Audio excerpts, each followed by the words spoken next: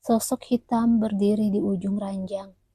Perlahan-lahan sosok itu mendekat, hingga wajah gelap tanpa mata itu tepat berada di depan matanya.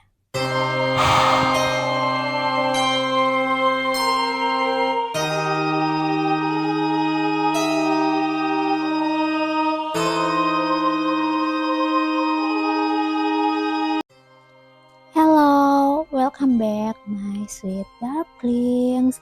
Kembali lagi dengan aku, Yuka-chan. Pernahkah kalian mengalami mimpi di mana kalian sadar kalau kalian sedang bermimpi? Itu yang disebut dengan lucid dream. Katanya, pengalaman itu bisa menyenangkan, tapi juga ada yang bilang kalau salah langkah, lucid dream bisa jadi neraka. Malam ini, aku akan bercerita sebuah kisah nyata dari seorang pria bernama Andi yang hidupnya berubah setelah mencoba mengendalikan mimpinya sendiri. Semua berawal dari rasa penasaran. Andi, seorang mahasiswa, sering membaca sebuah forum di internet tentang lucid dream. Orang-orang bilang di dalam lucid dream kamu bisa melakukan apa saja. Terbang, bertemu idola, bahkan menciptakan dunia sendiri. Suatu malam, Andi mencoba teknik yang ia baca. Ia tidur sambil mengulang dalam hati, "Aku akan sadar dalam mimpiku," dan berhasil. Ia membuka mata berada di kamarnya. Tapi kali ini suasananya aneh. Cahaya lampu redup kekuningan, seolah bukan lampu yang ia punya. Jendela kamarnya terbuka, padahal biasanya ia selalu menutup rapat. Namun, Andi sadar ini semua hanyalah mimpi. Aku bisa mengendalikannya. Dengan semangat, ia mencoba melompat keluar jendela. Dan benar saja, ia bisa terbang, melayang di atas rumahnya sendiri. Rasanya menakjubkan. Namun, semakin lama, ia mulai merasa ada yang salah. Saat ia melayang di udara, dia melihat sosok hitam berdiri di atap rumah tetangga. Sosok itu tidak punya wajah, hanya bayangan gelap dengan mata merah samar. Andi mencoba mengabaikannya, kembali fokus menikmati lucid dream-nya. Tapi kemanapun ia pergi, sosok itu tetap ada.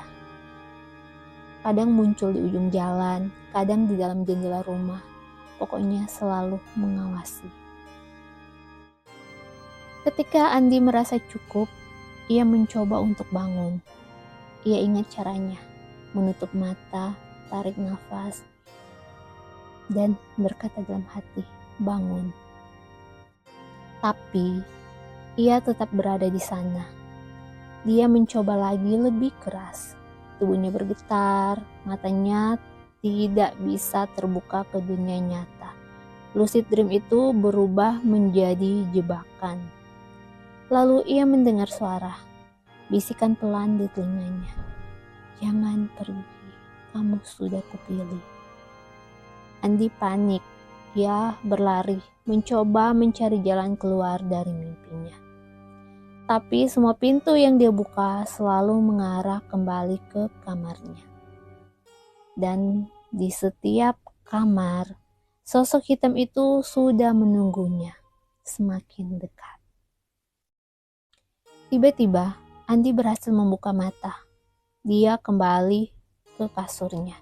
Pikirnya dia sudah selamat. Namun ternyata tubuhnya kaku. Dia tidak bisa bergerak sama sekali. Inilah yang disebut dengan sleep paralysis atau yang kita kenal dengan ketindihan. Dalam kondisi itu, ia melihat dari sudut matanya. Sosok hitam berdiri di ujung ranjang. Perlahan-lahan sosok itu mendekat, hingga wajah gelap tanpa mata itu tepat berada di depan matanya.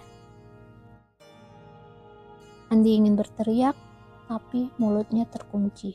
Hanya ada satu suara yang ia dengar, berbisik dalam kepalanya. Aku ikut, bahkan saat kamu terbangun.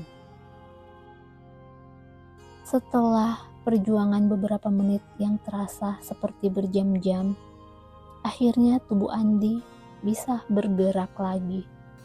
Ia bangun dengan keringat dingin, dadanya sesak, dan ketakutan luar biasa. Sejak malam itu, dia tidak pernah mencoba lucid dream lagi. Karena setiap kali dia tidur, dia selalu merasa ada yang mengawasi dari pojok kamarnya. Entah itu hanya trauma atau memang sosok dari mimpinya berhasil ikut masuk ke dunia nyata. Jadi, Sweet Darklings masih berani mencoba lucid dream setelah cerita ini. Terima kasih sudah mendengarkan cerita malam ini. Kalau kalian pernah mengalami lucid dream atau sleep paralysis, tulis pengalaman kalian di kolom komentar. Jangan lupa untuk subscribe, like, share, and comment. Sampai jumpa di cerita horor berikutnya. Dan kalau ada bisikan di telinga kalian saat tidur, jangan pernah menjawabnya.